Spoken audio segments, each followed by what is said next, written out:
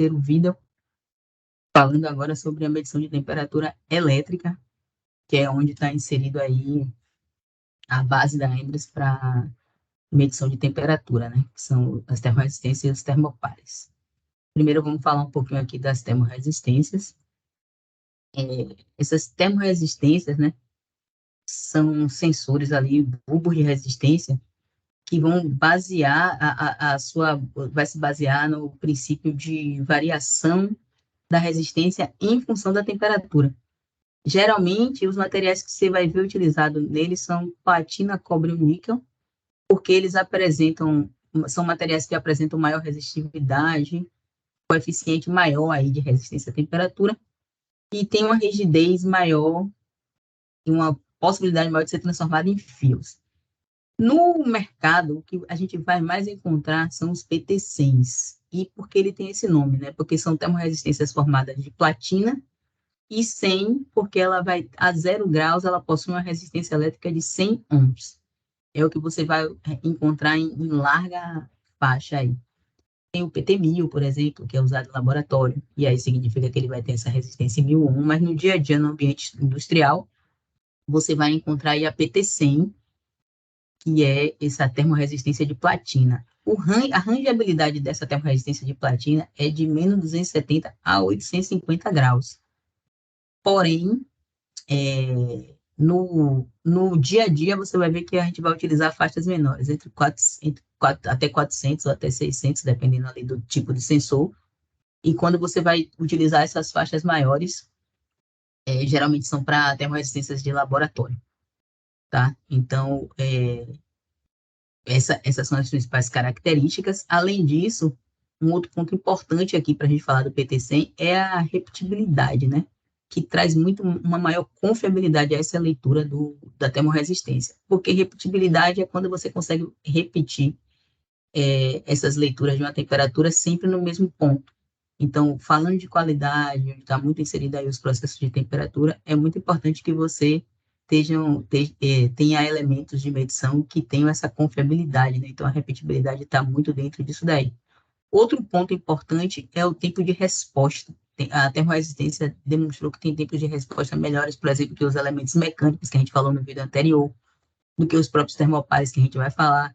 Então, em processos que você tem mudanças bruscas de temperatura, isso é muito importante. Um ponto que está aí na apresentação é em relação ao que faz uma termorresistência, que a gente chama de PT, né? PTC. Então, elas aumentam a resistência com o aumento de temperatura, e a NTC, elas diminuem a resistência de acordo com o aumento de temperatura. Então, uma é diretamente proporcional à temperatura, outra é inversamente. A gente usa, como eu falei, vocês vão ver sempre os positivos, os PT100s, e o mais específico aqui, o PT100. Então, sempre com a variação positiva, e o PT100 é o que a gente mais encontra no mercado, tá? Essa daqui é a junta de, de medição que você vai encontrar nas termorresistências, e já existem alguns tipos, mas os mais comuns vão ser os cerâmicos ou o tin filme, né? O cerâmico é uma técnica bastante usada. Você vai enrolar o fio de platina numa bobina de material cerâmico, tá? E esse conjunto vai ser selado ali num vidro fundido para proteger ali, né, esse sensor de platina, melhorar aí em relação a tensões mecânicas, né, proteger dessas questões mecânicas, principalmente quando você trabalhar nas temperaturas ali maiores.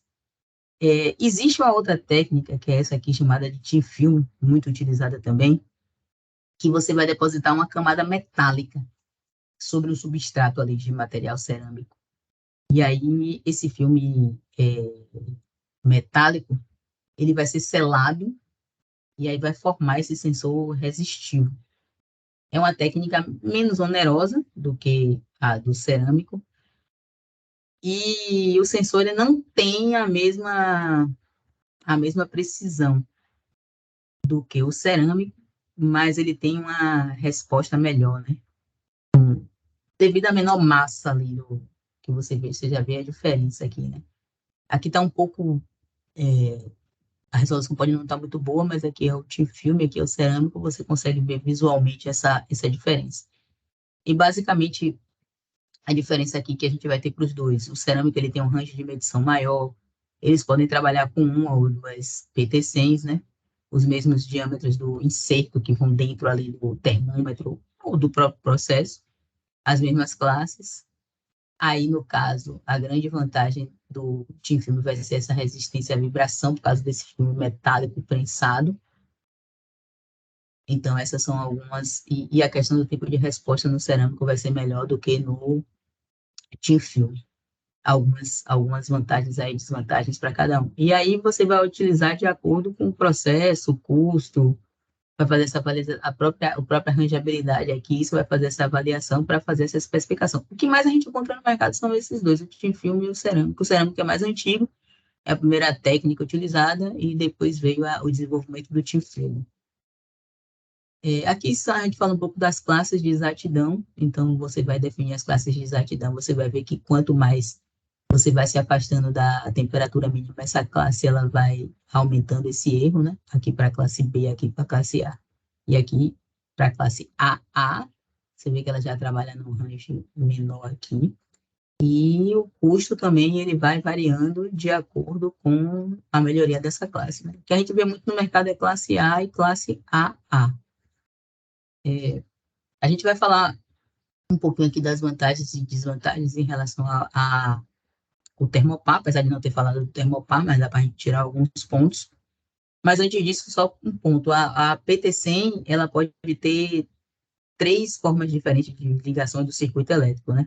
Uma delas é a ligação a dois fios, que vai ser a montagem de dois fios mesmo diretos. Só que a grande desvantagem dessa daí é que vai ter a resistência do próprio fio empregado. Então, se você quiser evitar isso, você vai fazer a ligação a três fios, que é um terceiro fio. É o mais utilizado no ambiente industrial. E a ligação a quatro fios, que vai eliminar aí essas duas resistências, e ela é mais utilizada nos instrumentos de laboratório. É muito difícil você ver no processo, você acaba vendo mais em laboratório. Então, quais são as vantagens do PTC? A questão desse sinal linear e estável, não vai precisar de cabos especiais para ligação, que no Termopar a gente precisa, a gente vai ver. Ele tem uma exatidão melhor, a repetibilidade que a gente falou, mas quais são as desvantagens, né? A gente viu aí que a faixa máxima é 600 para o cerâmico e é pouco utilizada até essa faixa. Geralmente, quando você vê utilizando o PT100, vai ser nos processos normais aí até 200, 250 graus. Tem um tempo de resposta melhor, é mais caro, ele tem um custo maior e é menos robusto, né? Então, essas são as características, as vantagens aí do PT100 comparado com o Termopar. Mas se o termoresistência estava falando de variação de resistência, o que vai ser esse termopar, né? O termopar, ele consiste ali em dois condutores metálicos diferentes, então são dois condutores metálicos de natureza distintas, metais puros ou ligas ali homogêneas, que tem os fios soldados no extremo, que você vai dar o nome de junta quente, e a outra extremidade, que é que vai ser elevada ao instrumento, que é onde vai levar uma força eletromotriz que é formada quando vai se medir a temperatura através dessa junta quente, através desse circuito elétrico, né, que flui, e nesse outro ponto que chega a força eletromotriz é onde se conecta o instrumento e é chamado de junta fria. Então, tem um elemento melhor aqui que fala sobre a imagem que demonstra melhor, né, aqui a junta quente, aqui ela, aqui os materiais são diferentes, é gerada essa força eletromotriz com a aplicação da temperatura, e a junta fria, que é medida por um instrumento, é gerada essa força eletromotriz em milivolts, né? Então, basicamente, o que vai acontecer é isso. O ponto onde esses fios formam um termopar, esse conecta ao instrumento é chamado dessa junta fria, como eu já falei para vocês, que é essa parte daqui, através da força eletromotriz que é gerada aqui a partir do aquecimento aqui dessa junta quente, que é um princípio que o pessoal chama de efeito Seebeck, né? E é utilizado aí para medições dos termopares. Então, basicamente, a formação básica de um termopar é isso daqui. Quais são os metais utilizados, né?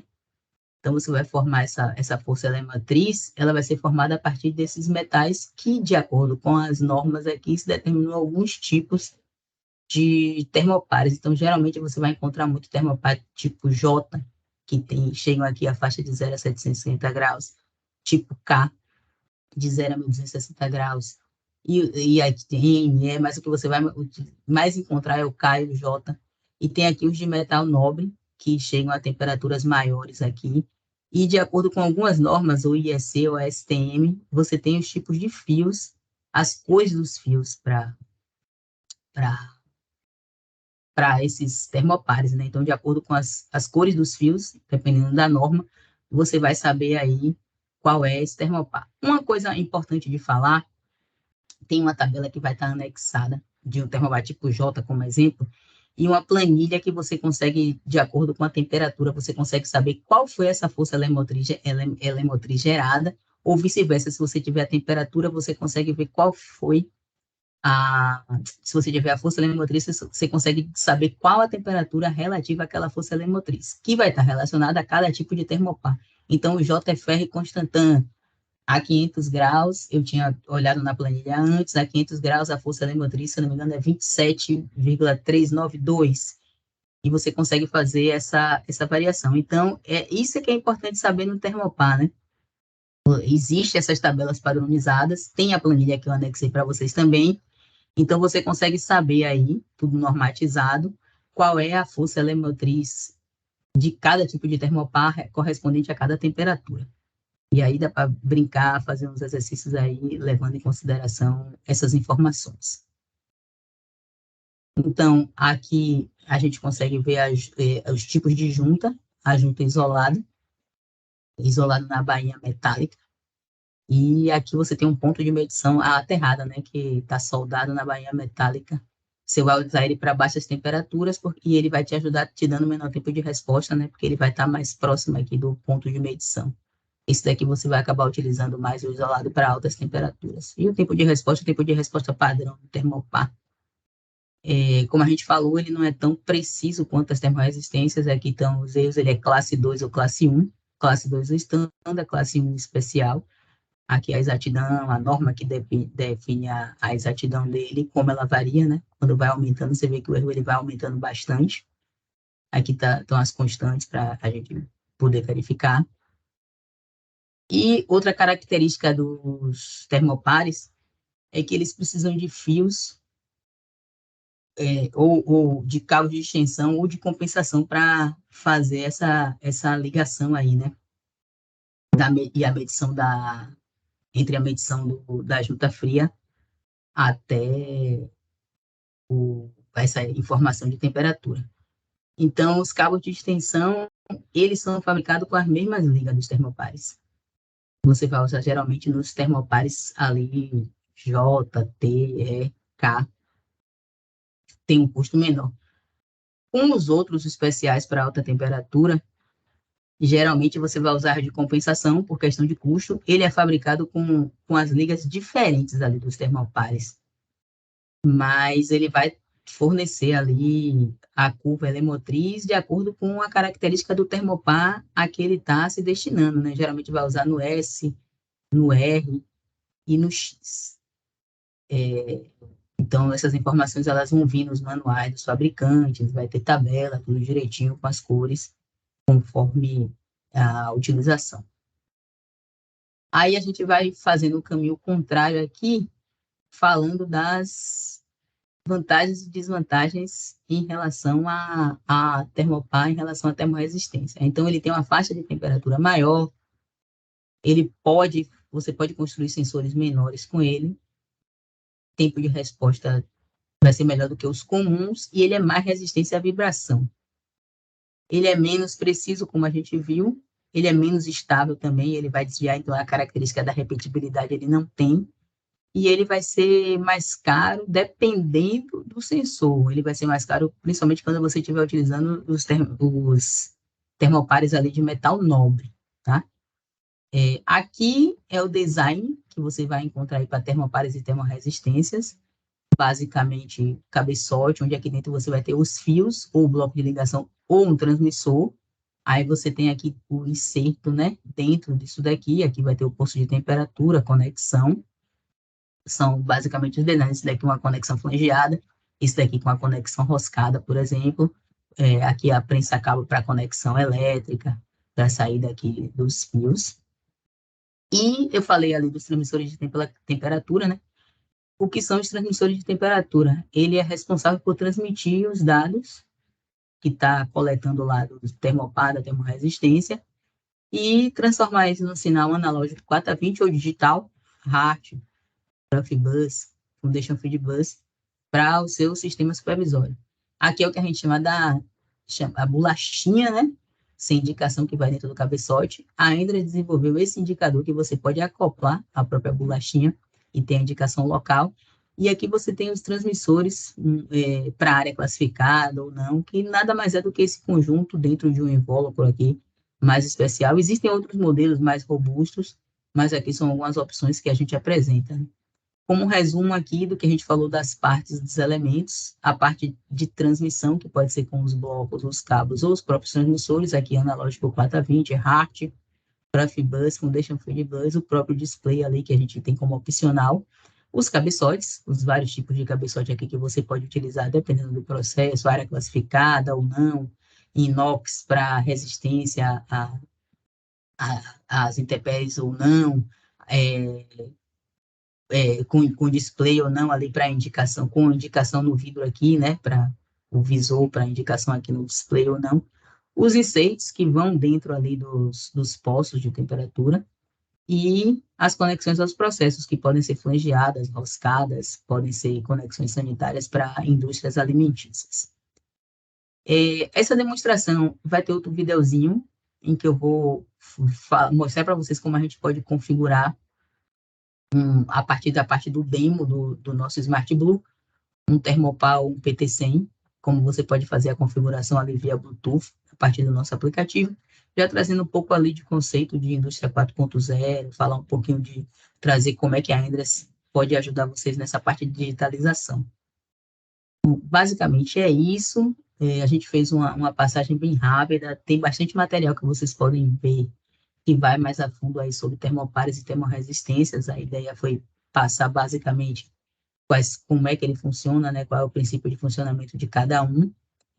Vocês já conseguem diferenciar isso. E aí recomendo que leiam materiais, pesquisem na internet, tem muito material legal que dá para se aprofundar bastante aí em relação ao tema. Agradeço bastante vocês aí por essa oportunidade e vai ter uns vídeos extras aí, tanto de alguns vídeos produzidos pela Endress, como esse de configuração que eu estou fazendo também, para demonstrar para vocês como vocês podem fazer a configuração via Smart Blue.